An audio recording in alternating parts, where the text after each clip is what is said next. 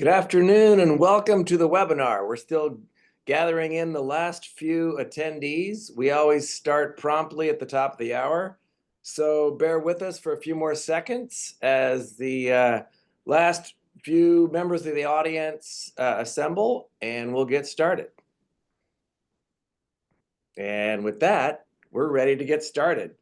My name's Scott Webb. I'm editor of Aqua Magazine, and I'm very excited to have Alicia Stevens with us. Alicia has been someone that I've gone to for my whole career when I'm looking for insights into pool chemistry and just the clearest explanations that you ever get for chemical concepts. That is what Alicia really brings to us. And this is, going on 3 decades. She's director of training and education at BioLab. We're very happy to have her with us today. And with that, I'm going to turn it over to you, Alicia, and we'll get started. Thank you, Scott. I'm always honored to be a sounding board for somebody like you when you need to talk chemistry, and I'm a big nerd, so I am always ready to talk chemistry. So I appreciate that. So welcome everybody. Thanks for coming in today, or on today, I guess, as it might be. As Scott said, I'm Alicia Stevens. I'm the director of training and education for BioLab. Yeah, we're gonna spend a little bit of time talking about my favorite thing today, which is chemistry. But as we set our education programs up and we set things up to get out to the industry and to talk to you guys about, sometimes we have to stop and say, okay, what's really relevant these days? What have we done a lot of? What maybe are we not covering as well as we should? Where might we want to shine a light on some of the quirkier or the nuanced parts of pool chemistry? And what we're going to talk about today is something that I find that I talk about a lot, but I don't really put a name to it. And that's really just the concept of, we're opening pools right now. I mean, most of us are in the heart of opening pools, and we get them open and we get them running, and there's a certain cadence to the chemistry that comes with that. And then, all of a sudden we find ourselves in the middle of the pool season. And a lot of times we end up dealing with issues and problems. And it's because we haven't really transitioned our plan from when we opened the pool and got it going to, what it takes to run it in the middle of the heat and the usage and things like that. So that's what we're going to focus on today is talk about, getting the pool open, but then more importantly, how to transition from that opening chemistry to just good, solid summer pool care, and what the signs are that show you that you're ready to do that. So with that, just a couple of housekeeping things. I am happy to take questions at any time during a presentation. The easiest way in this venue or in this form is for you guys to drop them in the chat. So there's a chat feature for the Zoom call. You can drop the questions in there. Scott will be monitoring them for me and bringing them in as we hit a place where he can bring them up if you guys have questions. If not, at the end, we'll also open it up for some time for you guys to drop your questions in there, and I'll answer as many of them as I possibly can. So I'm happy to answer the questions. And then at the end, I'll put my email up. If you have additional questions, you're more than welcome to reach out to me. I'm always happy to answer your questions. Like I said, I'm a nerd. I like to talk chemistry. So with that, let's get started. So what are we going to cover today? Like I said, I'm focusing on transitional pool care, but we're going to start with an overview of chemistry and what the differences are between, opening pool, cold water chemistry, and what happens as your pool water warms up and gets ready to be used. We're going to talk about the importance of how to transition between cold and warm water chemistry. And then once you make that transition, just a reminder, an overview, a recap of those key strategies for in-season pool care that are going to keep you out of trouble, and then highlight some of the key differences to be aware of between cold and warm water chemistry and how to make those necessary adjustments. So we're going to talk about that. Just one little word one little piece of advice. If you're dealing with cold water chemistry in general, and by that I mean the cold plunge and things like that, some of the stuff we're going to talk about in cold water chemistry and pool opening is very applicable to those bodies of water also. So you can apply some of the stuff about balance and saturation index and things like that to those as we cover them. So our objective as pool care professionals is to be efficient, especially for service minded, right? Be efficient. We want to save resources. We want to, use our resources efficiently and effectively. But ultimately, at the end of it all, no matter what we're doing, whether it's opening or taking care of a pool in the middle of July, we want to make sure that our customers are happy. And this is a slide that I include in probably every single chemistry presentation that I do within the industry. They all pretty much start with some version. I have a few different versions of the slide, some of them more graphic in nature than others, but they all start with some version of this slide, because what I always like to start with is very simple. No matter what we're doing in the industry, whether we're service, retail, construction, whether we're opening pools, we're maintaining pools, we're fixing pools, we're troubleshooting pools, whatever that is, the overall goal is the same for each and every one of us. And that goal is what I call the 3 P's of pool care. And the 3 P's of pool care are very simple. The first P to pool care is, most importantly, we need to prevent disease, right? And in order to prevent disease, we need to focus on having a sanitized residual in the pool at all times. The second P to pool care is we want to protect the investment. And by that, I mean, people put a lot of money, time, and resources into pools, whether it's their backyard residential pool, a commercial facility, whatever it is. There's been a lot of money, and people have chosen to invest in that pool or spa or backyard or whatever it is that you're taking care of. And it's our job as professionals to help people protect that, meaning we want them to last as long as possible. We want equipment to last as long as possible. We want them to have the least amount of upkeep and maintenance required in order to keep their investment in good working condition. And then finally, the third P of pool care is provide the expected environment. And that is probably the most important thing to our customers, whether that customer is a commercial facility or a homeowner or whoever it is that we're helping. They have an expectation for pools, and their expectation is that the pool is clean, it's clear, it's safe to swim in. And all of the things that we do, from opening to maintenance and all the things in between, are working towards providing that environment to that end user. So all of these things are what make up our core values, right? As pool care professionals, the things that we really want to make sure that we're accomplishing. In pool care, though, we, for the most part, right, in most parts of the country, now let me put a caveat in here and say that if you live in some of the southern states or the warmer areas of the country, you may not completely close your pools, and that's okay. But you're still going to go in most cases, to an off-season mode, meaning you're not using the pool, the water gets cooler, your chemistry will change. So all of this is still able to be applied, even if you don't winterize your pool and then have to go in and do a traditional reopening of the pool. Your pool will cool off and go to an off-season mode, and then as it warms up, you need to transition into the in-season mode. So for those of you that do actually close pools, I get the question a lot of time, when should you open your pool? And in reality, there's no real solid set of parameters that once you meet these 3 parameters, you should open your pool. But there are definitely some things that you need to be aware of. If daytime temperatures are higher than 70 degrees steadily, your pool should already be open and running. If it's not, you're growing things in there faster than your off-season pool care is going to be able to keep them in check. So as temperature warms up during the day, if you live in the south, our daytime temps are already averaging higher than 70 degrees. Pools should already be open down here, right? So that's one of those things where as it starts to warm up, you want your pool open before you hit that mark, so that when you do hit that mark, it's circulating, it's filtering, and you're already treating it to keep problems from happening. As your pool is closed, don't let debris build up on the cover. If it's uncovered, don't let the debris build up in the pool, right? That's just going to eat away at the chemicals you do have and give biofilm, algae, bacteria a better chance to grow. And when they have a better chance to grow, it's harder to get the pool open. It's harder to get the pool clear. Warmer water is hard to open. That's because bacteria grows much faster. Algae grows much faster. Everything is harder to do from a cleanup standpoint. The warmer your water gets, you eat through chemicals faster, you burn up chlorine faster. So opening when the water is cooler gives you a chance to do the work to get everything opened up and clean and clear without worrying so much about how quickly is algae going to grow in this water, how quickly is bacteria going to reproduce.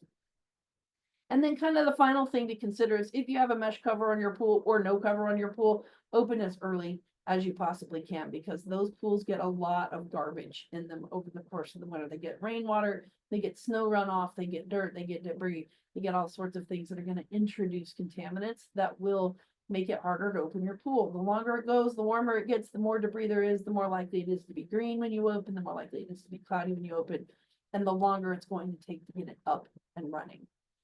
So those are just some of the things that you consider when you think about, when should I open the pool? A lot of times people say, well, I want to wait until the pollen's done, or I want to wait until the leaves, or I want to close it before the leaves start falling, all of these things. But the longer a pool is closed, the more problems you're inherently going to have when you open it up. So as you prepare for spring, I put this picture up because it makes me laugh, right? But we've probably all seen pools that actually resemble this. But as you prepare for spring, first and foremost, obviously clean up the mess, right? You pump this cover off, make sure when you pull it off, you're not dumping all that into the pool. That's just going to make it harder to get things going as you get everything hooked back up and get it started running again. One thing I want to point out, and just to be transparent, right? So I work for Biolab. We're sponsoring this webinar today. I want to talk about some of our products that can be good in these situations. And when we're starting with something like this and we get that pool up and open and running, we do have several products that are really good at helping clean up this mess, right? If you are working on the BioGuard side of our business, we have our Pool Complete 911 product. This is a clarifier product, a really heavy duty, strong clarifier that has been blended with an enzyme surfactant combo. So basically what we're doing with this product, we're taking all the garbage that's in the pool that builds up over the course of the winter, builds up really strongly in mesh covered pools or uncovered pools. And the clarifier is doing part of the work to stick all that dirt and debris together and let your filter it out. What's not filtering out are enzymes going to work on and breaking down and digesting and eating up the rest of the contamination that's there. So it's a very quick way to physically remove dirt, debris, all those things that tend to build up over the course of the winter months as things build up in the pool, sit on the cover, fall through the mesh cover, etc. So this is a cleanup product. It is ideal for pool opening. It's great for pollen season. As you're transitioning from cold to warm, pollen falls right in the middle of that, right? And as much as we would love to wait and open after pollen happens, that could be anywhere from the 1st of April to the end of May. And we don't want to hold off on pool opening just because of the pollen. So 911 is a great way to get us through that transition of we're not ready to use the pool yet. The pollen's still falling, but we can't leave the pollen in the pool and let it cause problems. So that's a great product to help us get us through that transition into summer. On the natural chemistry or the distribution side of our business, we have a similar product called Pool First Aid. Not exactly the same formulas, but the concept is the same. Again, this is has a clarifier in it, enzyme surfactant combo in it. So the focus is the same. This is a cleanup product, right? This is going to go in and it's going to help with pollen. It's going to help clean up all that dirt and debris that builds up over the course of the winter. So this is one of those products that this is early on in this transition process, right? We're opening the pool, we have a mess. These products go in, they help make that first pass at removing the dirt, the debris as much as we possibly can. The analogy I always like to use is, if you go into a house that nobody's lived in forever and it's really dirty, that's one of the first things you have to do. You have to sweep up all the dirt off the floor, right? This is that first sweeping of the dirt to get it up off the floor. We still have more cleaning to do, but this is going to remove the big stuff, the easy stuff that we can grab and get rid of and get it out of the way, so that as we move on to the rest of our pool chemistry, we've removed a lot of that stuff that's going to eat up our chlorine and our aldehydes and cause problems. So these are a great way to start. Also on our natural chemistry side of the business, we do have an opening kit. And this kit contains a couple of unique products. It's not a traditional kit in the way that you think most opening kits. They have a chlorine element to them, a shock product. We're focusing on some of that core pool care. With this particular product with opening, it contains 2 products inside. It has Pool Magic plus phosphate. So that's additional enzyme surfactant combo to digest what we can. And it has a phosphate removal element. We're going to talk about why we remove phosphates at opening here in just a minute. And that's paired with a metal-free product. So over the course of the winter, water gets cold, it tends to be corrosive.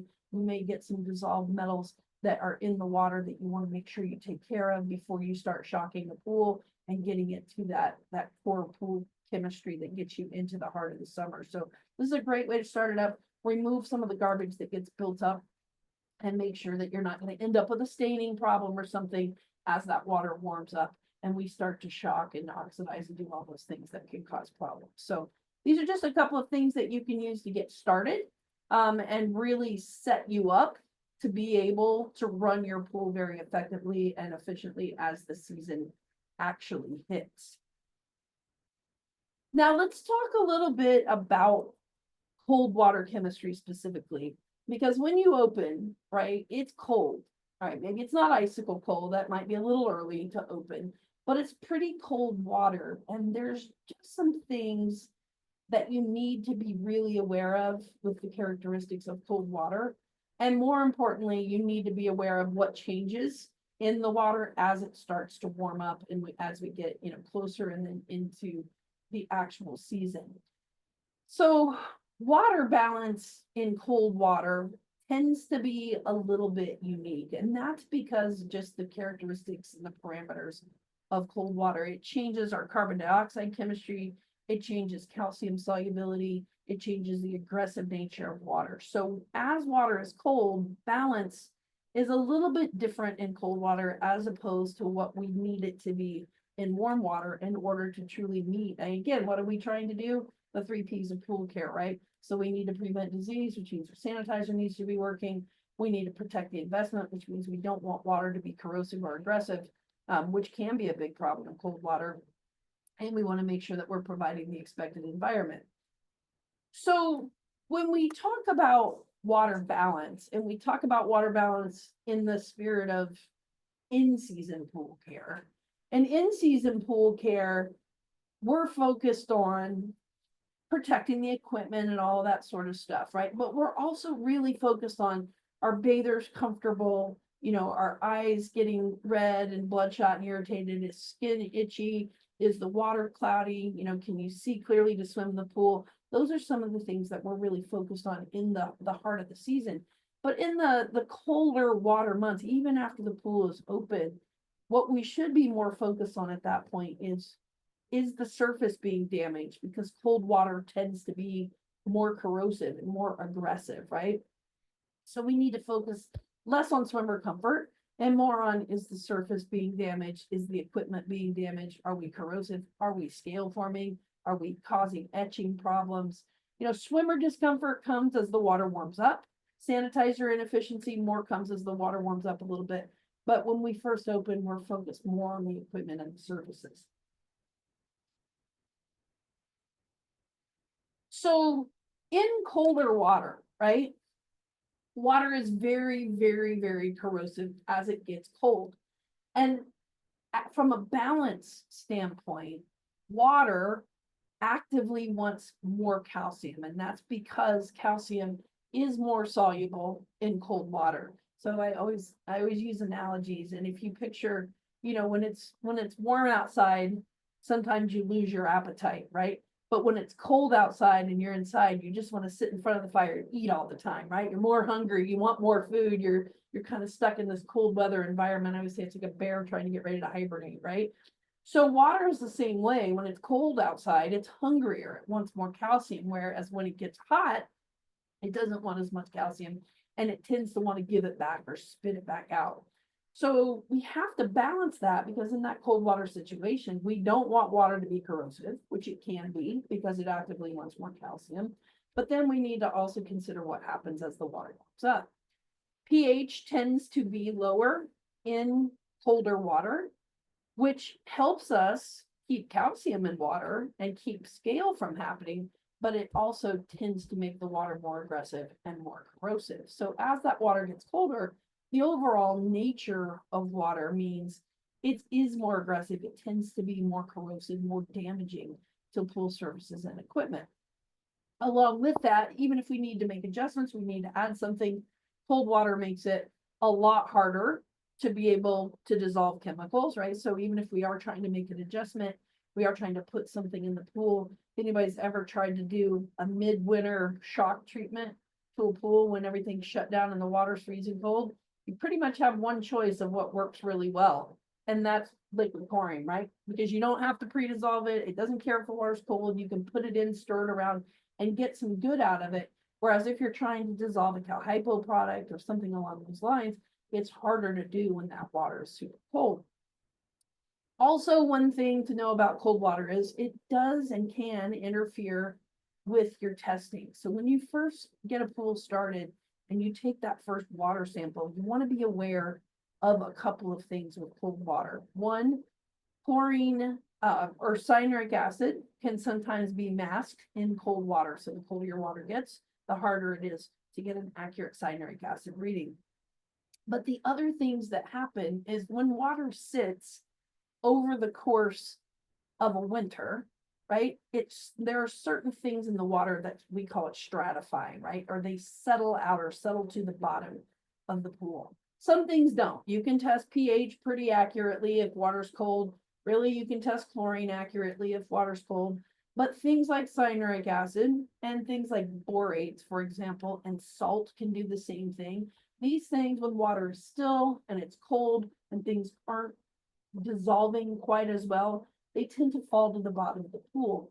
So if you go to open a pool, you get things started and you pull an immediate water sample to decide, do I need borates? Do I need, cyanuric acid? Do I need salt? Whatever it is. And you haven't stirred that water up and let it really get mixed up and running for 24 hours, you're not going to get an accurate reading because all those things you're trying to test for, some of them are on the bottom of the pool. And they're not going to be dispersed back out in the water until you've been able to turn that water over a few times. So pulling an immediate water sample when you open a pool, not a good way to get a reading on something like borates or cyanuric acid or salt, because a lot of that needs to be stirred up in order to really be able to accurately test it. So just keep aware, be aware if you're going to test and adjust something on a pool opening, don't pull a water sample immediately, get it actively running. And then 24 hours later, you can pull the sample and then start to make adjustments from that point. So cold water tends to be more corrosive in general because the pH tends to be lower, because it tends to be aggressively looking for more calcium.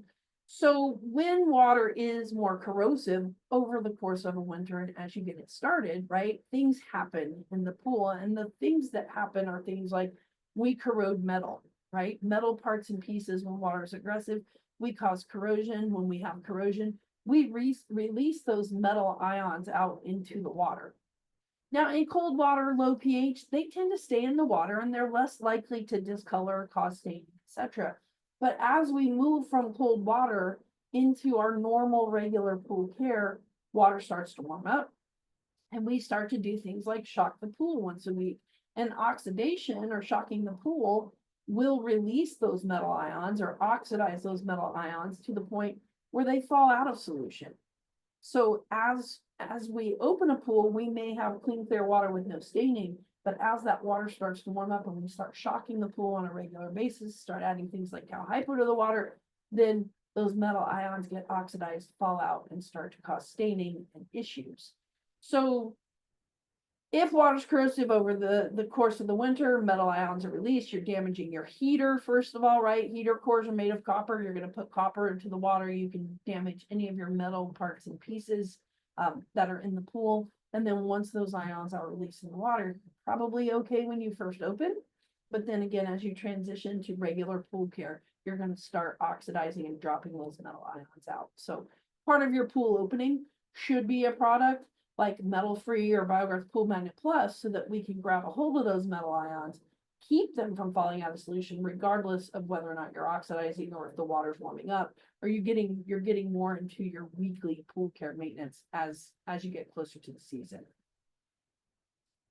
Now, the other thing that happens when water is corrosive is we get a lot of surface damage to pools. And the problem happens is if water gets corrosive early on in the winter, and it sits in that cold water, for months or weeks at a time, we get a lot of damage to plaster surfaces. We get etching, which eats away at that plaster shell. Vinyl liners start to wrinkle, right? Your surface isn't going to last as long. Remember, the second P of pool care is to protect the investment, right? So if water is corrosive as it's cold, then we're not protecting the investment. Our surfaces get damaged. And then as our surfaces get damaged, we need more maintenance, we need more upkeep. And because of the rough nature of the surface, that's more places for algae cells or algae spores to get caught up and start growing, more places for problems to start happening. So again, we want to make sure in that cold water time period, water's not corrosive. So as water gets colder, the saturation index becomes harder to balance.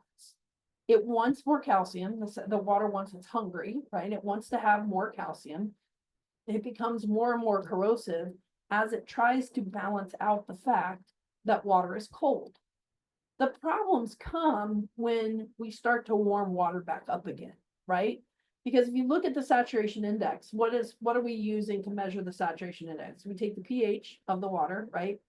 We take a factor of the temperature, which is really what we're talking about here.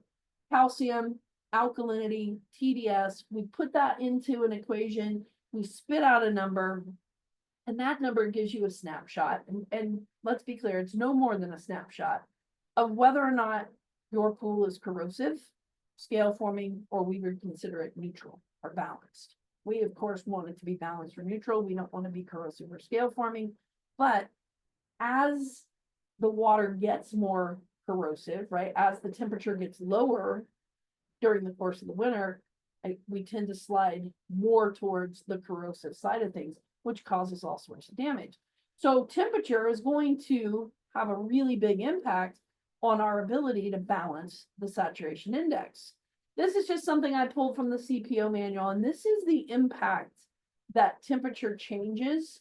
This is water temperature, right? Water temperature changes have on your saturation index. Now, a balanced saturation index is between 0.3 and positive 0.3. Anything lower than that is corrosive, anything higher than that is scale forming. If you open a pool at 53 degrees, which is not an unheard of temperature to open a pool at, right? If you open a pool at 53 degrees, the impact on the saturation index is a 0.3. As you get up to 84 degrees, and that would be what I would consider swimming temperature, right? Some people disagree and say I'm not getting until it's 90, but 84 I would consider swimming temperature. There is a difference of 0.3 to 0.7. So there's a 0.4 difference in our saturation index just because the water warmed up from 53 degrees, where we probably hovered around when we opened it, all the way up to swimming temperature. Now that 0.4 could take us from, our water's neutral at 0, perfectly balanced in cold water, right? But as that temperature heats up, you add that 0.4 effect that you get from just the temperature changing, and all of a sudden that perfectly balanced water that wasn't scale forming at a warmer temperature is now scale forming, right? And so you have to balance according to where your temperature is. You have to work around that to make sure we're accommodating the swing in the saturation index as water temperature changes. On the flip side of that, you can balance water temperature and you're closing it, maybe it's 76 degrees, right? And as it drops over the course of the winter, and maybe it drops down to, in some cases, the water gets down to 37 degrees, right? That's, I'm sure for some of you, that's not out of the range of possibility. So water gets down to 37 degrees. That's a 0.5 difference in the saturation index. So we can close balanced water and it's perfectly fine, but as the temperature of that water drops, we end up on the corrosive side of things. As I said, cold water is more corrosive, right? We end up on the corrosive side of things simply because the temperature is moving, the thermometer is moving, and we're impacting our ability to balance. Now, one thing that I want to focus in on here just for a minute, because a lot of times, what a lot of pool professionals will do is they'll say, you're right, cold water is more corrosive. Water is aggressively looking for more calcium. So if I close the pool and give it more calcium, right? You put excess calcium in when you close the pool, I can keep that cold water from being damaging and corrosive to my pool. And that is true. You can do that, right? You can add calcium to the water And you can balance out the fact that as that water gets colder, it is going to get more and more corrosive. So you can overcome that impact. But the problem with that particular approach is that works really well for cold water, right? So we can balance our saturation index to 0, and we'll go back here at 0. About saturation index of 0 at 37 degrees has a 0.1 impact. But you've got all that calcium in, which is going to impact your saturation index, right? And then in the spring, you might open at 60. So you've gone from 0 to 0.3. All right, now we're getting on the scale forming side of things just because the water warmed up. And then all of a sudden, we're at 84 degrees with exactly the same water balance. We've gone from the 0 saturation index to now we have a 0.6 saturation index, all because the temperature started to warm up again. So adding calcium is great for cold water, but the problem is, if I ask all of you, once you add calcium to the water, how do you take it back out again? And in pools, you don't, right? Like once you have calcium in the water, you've got calcium in the water. You can't, unless you're going to partially drain the pool and refill it, you're going to end up stuck with all of that calcium in the water. It's great when the water's cold, and yes, it keeps it from being corrosive, but then as the water warms up, it becomes scale forming very quickly. And if it's scale forming very quickly, how would you offset that? You get answer a lot of times, oh, you can just drop the pH down and that will offset the scale forming nature, which is true, right? You can offset that scale forming nature as water gets warmer. However, dropping the pH down leads to a whole different set of issues that come along with the pool, right? Low pH makes your sanitizer not very efficient. It makes swimmers uncomfortable. It leads to swollen and red bloodshot eyes, all sorts of things like that. So using pH as a swing factor then causes its own set of problems. So we need to be careful with cold water by not adding a ton of calcium to balance it, simply because we can't undo that once we do it. If we can't undo that, then we're stuck in the hot water months as we transition into regular pool care. Now we're stuck with, okay, I've got too much calcium in the water, and now I'm more likely to form scale. So this equation that I have on the bottom of the slide here is showing what happens with calcium as water gets warmer and colder. And the key to it is, I think you guys can see my mouse. Maybe you can see I think I can see it. Oh, look at that, I can't draw.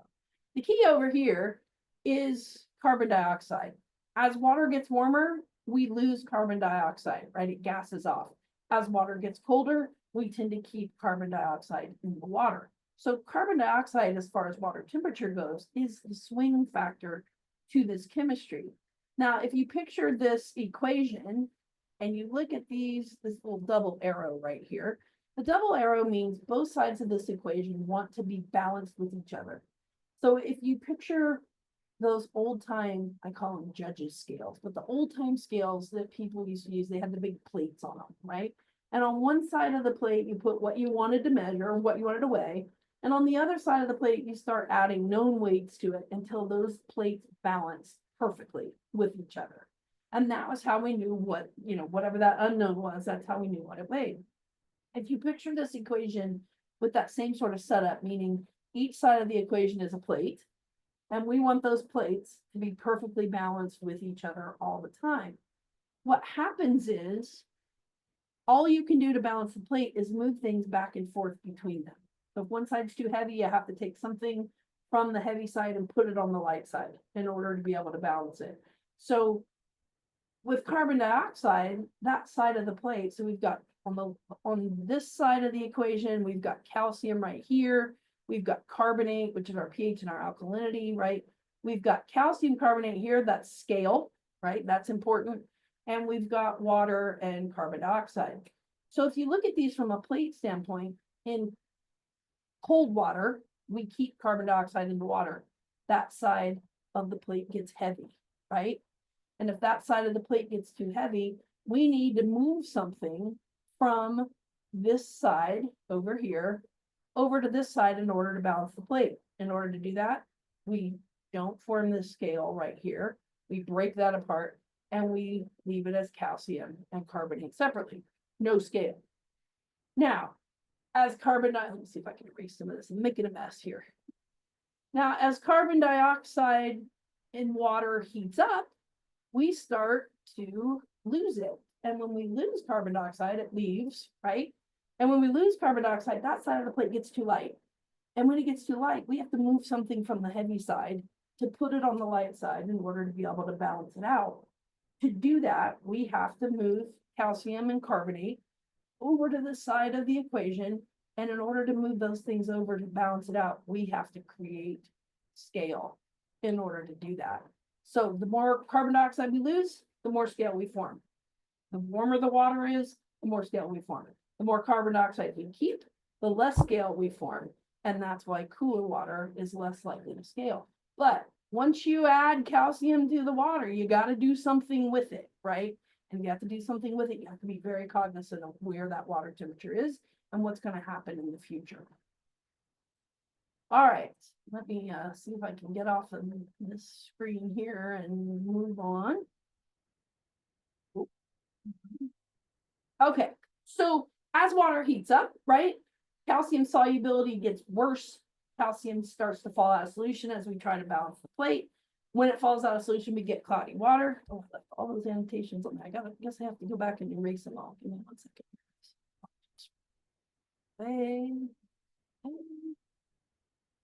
Looks like a kindergarten making drawings here. Okay. Now we're all together. All right.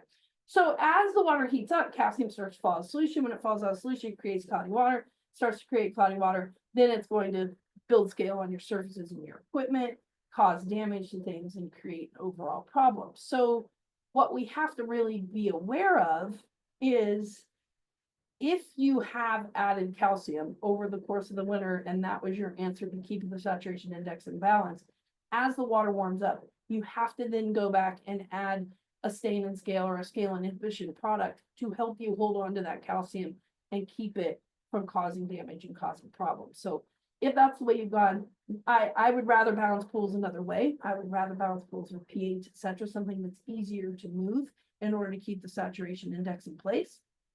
But if you have added excess calcium as part of the problem, then you need to go in and then add a scale inhibitor. You get people that say, well, that's okay. I'll just offset my saturation index by keeping the pH lower in the water in the course of the summer so that the calcium doesn't fall out of solution, and I balance the saturation index that way. But again, the low pH causes its own set of problems, independent of the fact that calcium might stay in solution better, but you're going to end up with more issues. All right, so another thing to be aware of is the impact of sanitizing in cold water. And sanitizer demand, meaning the need for sanitizer or how much sanitizer you need to keep a residual in a pool, is much less in cold water. And that's simply because the things that sanitizers need to kill, their number one job is to kill bacteria, right? But they can kill bacteria, algae, etc. All of these things, bacteria, algae, all these things that grow and reproduce in pools will grow and reproduce at an exponentially slower rate in cold water. So if you picture bacteria, that 10 bacteria reproduce into 100, reproduce into 1,000, right? And 1,000 will make you sick. In cold water, it takes a much longer period of time for that to happen. So your chlorine can work at a slower pace, or you don't use as much of it as at once in order to keep killing all the bacteria that it comes into contact with. So ultimately, that means you're going to use less chlorine to keep the bacteria killed and in check in the pool. Now, so you would use less chlorine, less sanitizer, right? You're less likely to have cloudy water, you're less likely to have an algae demand, you're less likely to have bacteria, etc. Now, as water starts to warm up, then those reactions that allow bacteria, algae, and all those things to reproduce, they speed up. They get a lot faster. So where it might have taken, I'm just making these numbers up for reference, and this is not a scientific number, but where it might have taken 24 hours in cold water for 10 bacteria to become 100, in warm water, it might take 24 seconds, right? And then that's just for reference. You get the idea, right? So it's so much faster for bacteria to be able to grow and reproduce in warmer water. So as your cold water is there, yeah, you're not using chlorine very rapidly. You don't need as much of it. And you tend to set automatic feeds and things like that to hold water. And then as the water warms up, all of a sudden you realize, well, my water's cloudy or I'm getting an algae problem and I don't have any chlorine. And you have never moved the feed rate of your chlorinator or your salt cell or whatever it is that's functioning. And you didn't adjust to the fact that, well, you know, X amount of chlorine works great in April. You need twice that much in July or whatever that number is. So sanitizers are one thing that we really have to be aware of, the fact that in cold water, you can dial things down, but as that water warms up, you have to make the change along the way as you transition. You've got to make the change to gradually increase the amount of chlorine that you have until you get to the heart of the summer when the water's 85 degrees, it's 100 degrees outside, and 10 little leaguers just jumped in your pool for 8 hours and your bathroom floor never got wet, right? That means you needed a lot of chlorine to keep track of that. Whereas in April, you didn't need that much at all in order to establish that residual. Now, another thing with cold water is chlorine generator wise, right? Salt cells, most of them don't function in water below 65 degrees. Some of them go down to 60, some of them shut off at 70, but it's right there in that 60 to 70 degree mark where they stop functioning completely. So if they're not functioning because the water's too cold, they're not generating any sanitizer for the pool. So if they're not generating sanitizer, when you open a pool and the water's 50 degrees, which happens all the time, you can't just turn your salt cell on and expect to start establishing a chlorine residual. It's not working at that time, right? And I get that question a lot, you know, I turned my salt cell on, it's not working. Over the winter, it stopped working. No, it's just cold, right? It's too cold for it to function. Now, same thing though, as your water cools down towards the end of the summer, right? You will transition on the other side also, and water gets cooler, reactions slow down. You can also dial down things like salt cells in order to compensate for how much chlorine is necessary to keep the residual. But the most important thing with chlorine, always have a 1 to 4 part per million residual, whatever it takes to establish that. So some overall product implications for water that's transitioning from cold to warm. You know, one, if you're using a granular chlorine or a granular shock product of any kind, right? Dissolution is slower in cold water. It doesn't matter what you're using. Most things, not all, but a lot of products need to be pre-dissolved or brushed really vigorously when they're put into cooler water. They don't dissolve as quickly. They can lay on the surface and start to cause problems. Now, warm water, they dissolve a lot more rapidly for the most part, right? So it's easier to get them into the water. It's faster to dose them, but you have to be aware that, you know, cold water, it may take some time for everything to dissolve. Your reading may not be accurate right off the bat as you try to finish the dissolution process, whereas warm water, it's going to go very quickly and you can get a reading pretty quickly. If you're using sticks or tabs in cold water, right, they're not going to dissolve as fast. That's just cold water chemistry, right? So if you're relying on a feeder or a floater or a chlorinator and your water's cold, you may have to increase the flow of the water, or you may have to supplement with something like liquid chlorine or a granular chlorine, because with that cold water, you may not be able to dissolve sticks and tabs fast enough to be able to establish residual. However, along with that, cold water doesn't need as much chlorine either, it doesn't eat as much chlorine. So you might be able to keep up just from that standpoint because you don't need as much, but always be prepared to supplement a stick or a tab when water is cold to make sure that you have enough chlorine and enough residual. Once water warms up, sticks and tabs, they'll start to dissolve a lot faster, a lot easier, and then you're able to establish residual more readily. But you always have to be really cognizant of the fact that you may not need as much, but you're not dissolving as much either. Now, the other thing with that is, in cold water, a sticker tab is going to last a long time. It's going to last more days before you need to replace it than it will in warm water, whether you put it in a skimmer, in a feeder, in a floater, however you're adding it to the pool, it's going to last longer in cold water. If a customer gets used to saying, okay, I put in 3 tabs once a week, whether it's a feeder, floater, whatever it is, right? And they put in 3 tabs once a week in April, and then all of a sudden they can't figure out in June why they're having all of these problems. Oh, how much chlorine are you putting in? I'm putting in 3 tabs once a week. And they didn't make the adjustment to the fact that you're probably going to need more chlorine as that water warms up, and you've got to adjust the way that you're applying it and how much you're applying at one time in order to, again, you have to make sure that you establish that residual. Couple of other product implications in cold water to just be aware of. One, enzymes and surfactants, we use those in our opening products. We use them as our weekly maintenance products to help us out. They are really good at reducing waterline accumulation, especially over the course of the winter and when you're trying to open up in the spring.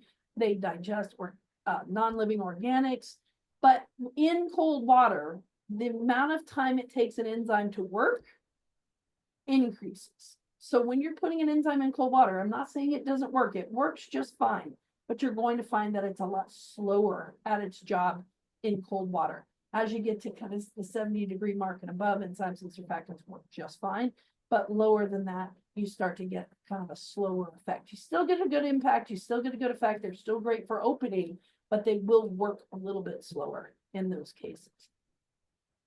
Again, phosphate removers also in cold water, they're going to be a little bit slower to work. However, one of the most important, easiest times or the best times to remove phosphates is at pool opening. And we'll talk about why that is here in just a minute. But they can be a little bit slower to work in that cold water.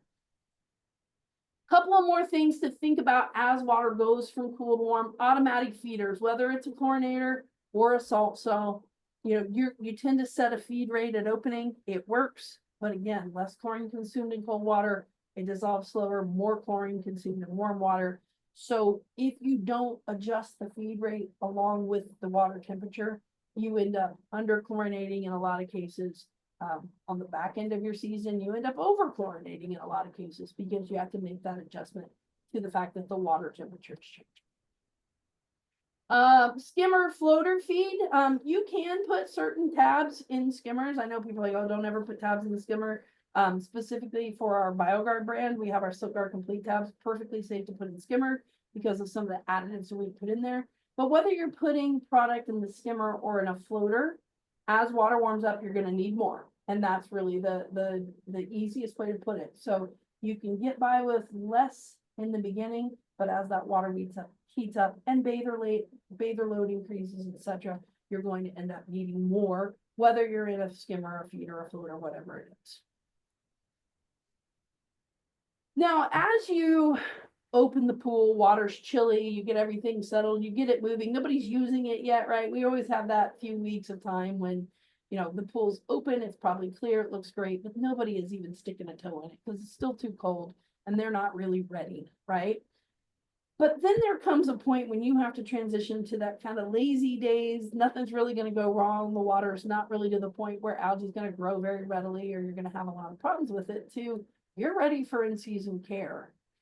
And when you hit that point, that means water's gotten warm enough for people to want to use it, right? The weather pattern stabilized. I know in most parts of the country right now, you could have an 85-degree day followed by snow, you know, and that's not stable. We're not swimming in most areas right now, but you're going to hit a point where the weather pattern stabilized. Summer is here, and it's time. You know, the weather stays warm. Everything is ready to go, and it's time to start swimming. When you do that, when you hit that point, right, make sure that you're in a good starting place for swim season. That means water is clear, it's balanced, your equipment is functional. One thing I want to stop and point out is in off-season or cold water pool care, you can get away with less turnover in a pool. You can get away with running your variable speed pump at lower speeds. You can get away with running less hours a day.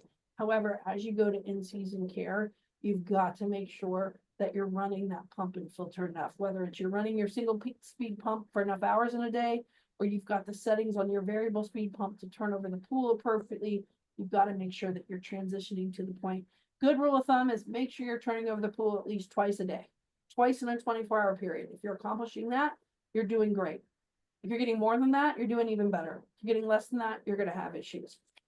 And that means cloudy water, algae, things along those lines.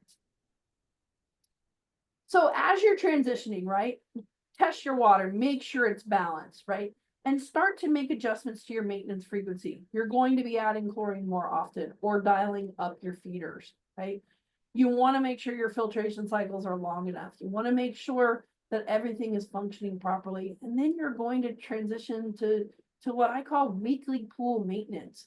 And you're already kind of doing that in the cooler water, but it becomes even more important to follow the program, follow the system, make sure that you're doing all the parts and pieces that come with that. We're focusing in today on chemistry, right? That's what we're talking about. But ultimately, as you go into your season, chemistry is an extraordinarily important part of keeping that pool clean and clear. But it's no more and no less important than your circulation system functioning properly, your filtration system functioning, cleaning the pool on a regular basis, testing the pool and reacting to what that test tells you. So chemistry is one piece of it that changes a lot as water, water gets warmer, but all of these things are just as important to keeping that pool clean and clear. So as we transition, right, the water's warm, the kids are ready to go, the pool parties are starting, the sun is shining, all of these things, we're transitioning to then what I call non-negotiable pool care. And non-negotiable pool care is very simple. These are the things you do every single week to a pool, regardless of what a test tells you, regardless of how many people use the pool, regardless of how much it rained, you are doing these 3 steps all the time. It's not negotiable. It's part of pool care. It is something that has to be done on a regular program basis in order to keep the pool clean and clear. Step 1 in non-negotiable pool care, sanitize, right? We absolutely have to control and kill bacteria. Step 2, so we sanitize when? We sanitize all the time. We always want to have a 1 to 4 part per million sanitizer residual in the water.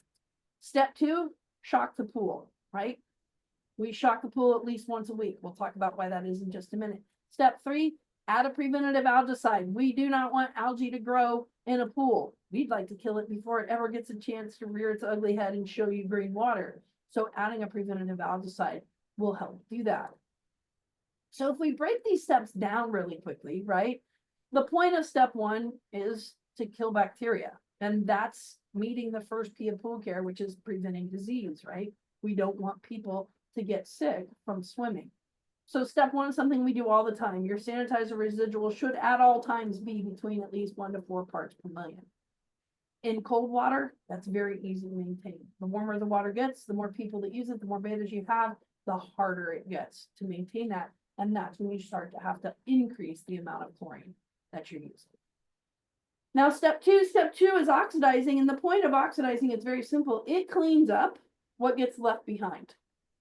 So I get a lot of times people will say, I don't need to shock my pool this week. My chlorine level is fine. And I cringe when I hear that, because shocking your pool should be done on a weekly basis, regardless of what your chlorine level is. And the way I always explain it is simple. I'll keep it short because I know I'm kind of bumping up against the end of our hour here. So Scott, you don't have to flash your fingers at me. I'm looking at the time, but the analogy I always like to use is simple. I grew up in a place that didn't have garbage pickup, and I had a whole bunch of brothers and sisters. So if anybody's ever grown up in a place with no garbage pickup, what do? Your garbage, you burn it, right? So in my house, had 7 brothers and sisters, there was a lot of garbage. We constantly, all the time, were burning our garbage. Had a 55-gallon drum in the backyard. We always arm wrestled for who got to go light it on fire, but we would take our garbage out constantly and we would burn it to get rid of it. That's what sanitizing does, right? You're burning through the things that can cause sickness and illness and all sorts of things. And something that we do all the time. Now, if anybody's ever burned garbage regularly in a 55-gallon drum, you know that as you burn garbage, what builds up in the drum? You get ashes or soot builds up, right? And if you don't do anything with those ashes or soot, eventually that burn barrel is going to fill up completely with those ashes, and you don't have any room left to burn the garbage. Same concept happens in the pool. If you don't shock the pool, shocking the pool is like going out and dumping that burn barrel out so we can start fresh. We need to remove the ashes and the soot that gets left behind so that we have plenty of space to sanitize and we're able to keep sanitizing very efficiently all the time. So shocking the pool is like going out and dumping the burn barrel. It's removing the stuff that gets left behind, the stuff that your sanitizer didn't necessarily get to, so that we have plenty of space for chlorine to go to work and do its number 1 job, which is kill bacteria. So that's why we oxidize on a weekly basis. I don't care how much garbage you need to burn or how much fire you have to burn the garbage, right? How much sanitizer residual you have, you still need to shock the pool on a weekly basis. Now, step number 3, and this is kind of the last part of non-negotiable pool care, is preventing algae. And this is an extraordinarily important part of the process because algae is constantly being introduced to the pool. And if you don't do anything about it, pools end up looking like this, right? Because algae spores come from wind and rain and trees and ducks and birds and people and dogs and all those things that introduce things to your pool. And pools will provide everything algae needs to grow: moisture, sunlight, nutrients, all of those things. So it's our job to put a barrier up to stop algae from being able to grow. Because pools turn green when 10 spores blow in with the wind, and those 10 spores in warm, nice warm water reproduce into 100. And then those reproduce into 1,000, and that 1,000 reproduces into 1,000,000. And at 1,000,000 spores, you have a pool that looks like this. It's our job to make sure that when 10 spores get introduced to the pool, we keep them from reproducing at all. We kill them before they have a chance to become 100, become 1,000, become 1,000,000. So adding a preventative algicide is a great way to do that. Now, I will get the question sometimes, well, what do I need a preventative algicide for? Chlorine's an algicide. I'll just add more chlorine. And you can do that. Chlorine is a good algicide. And a lot of times, especially service-minded individuals, like to rely on chlorine to do all the jobs. And they can't, that's not really a very effective approach, because what do we want chlorine to do first and foremost in a pool? We want it to kill bacteria, right? And if it's busy killing algae and doing all sorts of other stuff, it gets distracted and used up before it has a chance to kill bacteria. So I get service people, especially, I just use chlorine. Like, that's great. That's wonderful. What a great way to get rid of algae. How many times do you go to a pool and test it and it has 0 chlorine? Oh, it happens all the time. How much algae protection do you think you've got at 0 chlorine? You got none, right? So adding a preventative algicide says, hold on a minute, chlorine, go kill the bacteria. That's what you need to be doing anyway. I got the algae part covered. You don't use up chlorine in the process. Chlorine can go do its other job that we need it to do, and the algicide takes over. And even if you do run out of chlorine, which you're less likely to do because you just ask it to do less work, the algicide itself will keep algae from being able to grow. So the value of multifunctional algicides is simply because there's a lot of different types of algae that grow in pools. We've introduced a cool algicide, a couple of different cool algicides over the last couple of years. Our Algae Complete and our BioGuard side is a dual action algicide. So we kill algae 2 different ways. We kill it with copper. At the same time, we kill it with a polyquat action. And those 2 things work together in a way that we're actually able to say we'll see visible results in 8 hours when you use this multifunctional algicide. Along with that, we blended in a clarifier to help clean up the mess afterwards. And we blended in a surfactant to help release things from the surfaces and really be able to release them in the water to kill them. So this, we find, has killed every single type of algae we were able to grow in a pool. The algae, this particular dual action formula, is effective against all of it. On the distribution or the natural chemistry side, we have not quite the same algicide, but very similar. It has a similar dual action algicide approach where we're using both copper and polyquats in order to kill algae. So every single type of algae we're able to grow and reproduce in pools, we're able to kill with these. This has a little bit of a different blend. It doesn't have exactly the same, approach with clarifiers and surfactants, but the algae killing properties of these particular products are absolutely fantastic. When I talk in industry events, I have a whole presentation about all the different types of algae that we've seen. I think I've done it for you guys before, Scott. These algicides were specifically formulated to be able to kill and control every single type of algae that we're able to and reproduce. So final topic, I'll be very brief. I know we're out of time. But when is the right time to remove phosphate? And this is kind of the last element in the transition of pool care, right? So this is just some research we did on phosphates and specifically their impact on algae growth. This is algae that had a balanced diet of everything it needed to eat in the pool, including plenty of phosphate to feed on. You can see that algae is blooming and growing. And if that happened over the course of the winter, we would probably have a green pool when we opened up. This is the same setup, right? Except for we took the phosphate away from it. So this is exactly the same setup, except for this one had plenty of phosphate. This one had no phosphate in it. So you can see the difference and how much algae was able to grow and reproduce and cause problems. And this is simply from removing phosphate from the water. So in this situation, right, if we opened a pool that looked like this, should we be doing phosphate removal right now at this point in the process? And the answer is no, because if you tested phosphates right here, the phosphate reading is going to be low. All those phosphates are all tied up, eaten up by the algae. You can't remove them, they're inside the algae. So doing a phosphate removal treatment at this point and a pool opening process, not helpful, right? Now, as you go through pool opening, you kill the algae, that's part of pool opening. And then if you tested phosphate, you're gonna see the phosphate level is gonna go up. Why? Because we killed the algae, it released all that phosphate back into the pool. So pool opening, the best time to remove phosphates in a pool, especially high levels of phosphate that tend to build over the winter, is at opening. But it has to be after you kill the algae in the pool. You don't wanna do a phosphate removal treatment until you've killed the algae, because you need that algae to release phosphate out into the water so that you're then able to go after it and bring it and get it out.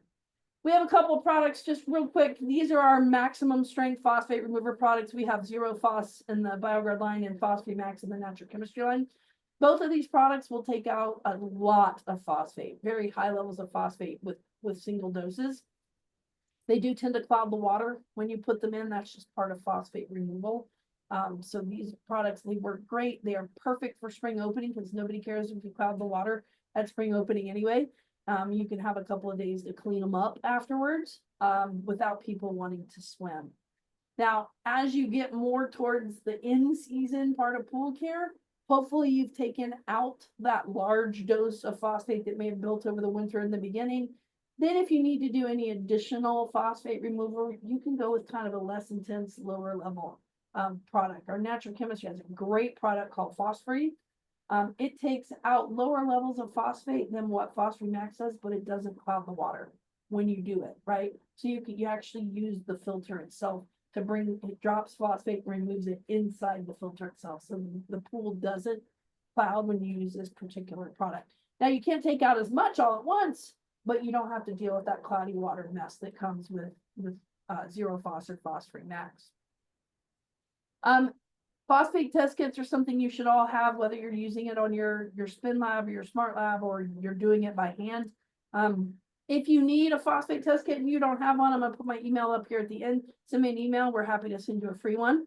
Happy to do that for you. But testing and removing phosphates is an important piece of the puzzle. The final thing I want to say is the best thing that you can do as you enter your pool care maintenance, your summer, your season, your in-season pool care maintenance program is in addition to that non-negotiable pool care, add a multifunctional product to go along with it that just comes along behind that stuff and helps make things easier, right? Something like our Pool Complete Weekly or our Pool Perfect Max or Pro Blend products. These are multifunctional 3-in-1 products. They're not the same product. They are formulated a little bit differently from each other, but the overall concept is the same. You have an enzyme surfactant combo to help digest and remove as much as you possibly can from the pool. You have a clarifier to help you physically remove what you can from the pool using the filter itself. And then finally, you have a phosphate remover so that after you do that big level of phosphate remover that may cloud the water and you do it at spring opening and you get it out of the way with, these products are the products that you can use to keep those phosphate levels low. So it becomes a weekly maintenance product, part of your everyday pool care. You keep the levels low, right? But these products are that 3-in-1. They make your chlorine more efficient. It's gonna help. It's gonna help it stay in the pool better. You're gonna have less problems with cloudy water. And these are just things you add to your weekly pool care program. If you have saltwater, the saltwater magic kit with natural chemistry is a great way to just help keep your saltwater pool functioning as it should. We've got an enzyme phosphate removal product with that to help keep the cell functioning, and then some stain and scale control product to go along with it in order to, again, protect that cell and help you with your in-season maintenance. All right, final thing. I know I've said that twice now, but final thing, I promise. A couple of things to extend your season in those transition dates, right? Liquid solar blankets as water's warming up. nights are getting warmer and then they're getting cooler on the shoulder dates of your season, these liquid solar blankets can certainly help hold heat in where they're supposed to be, so that you are able to swim longer, etc. Skimmer socks are those are the nylon hose that you put over your skimmer to help catch dirt and debris, particularly good in the transition months with pollen and things like that, just to help it so that your filter doesn't have to do as much work and you're able to catch more dirt and debris.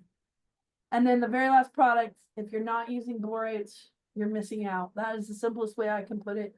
Borate chemistry is some of the best chemistry you can add overall to your pool, keeps problems from happening, keeps water clean, clear, sparkling, easy to manage, soft, feels amazing. And it's something that you add in the spring one time and you're done. So you put it in the beginning, you don't have to transition with it. You don't have to make it part of your weekly pool care. It just becomes part of your it's already in your pool for the summer. It can do a lot of good for you. Okay, so that's it, right? There's a lot of transition going on. I was talking as fast as I could. But really what you need to take away from it is be aware that water is changing. Pay attention to your testing.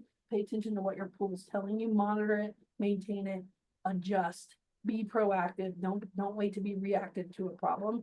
And if you do that transition from spring cold water into the heat of the summer will be smooth and you won't have problems. All right, that's all I've got, Scott. Out of all of that, did we have any questions coming in? We'll probably leave it there today. I wanted to just say that's really great stuff, Alicia. You know, I've been doing this for a while, and I don't think I've ever heard anyone bring up that transition, from the cold weather that, the cold water that you have in May and June. And just it's something to keep an eye on and sort of just be aware of how that changes pool chemistry as you get into the July and August months. And I just think it's a great way to look at it. And it's kind of a new thing for me. And I learned a lot today. Wanted to thank everybody from coming. The webinar will be available as a recording to all attendees. And I noticed that the attendee numbers stayed up throughout. It's something that I can monitor on my screen. And I think that's a real testament to just the value of this information. But I want to thank you especially. Yeah, if you had questions and didn't get a chance to answer them, my email is up on the screen. Please send me an email. I'm happy to take questions via email also. Right, and we did get some questions, and we will provide answers to those offline. But I think that's all we have time for today. Thanks for attending. The webinar is over. We still have a couple hours of daylight left, so I guess we'll all get back to work. Thanks, everybody. I appreciate you coming.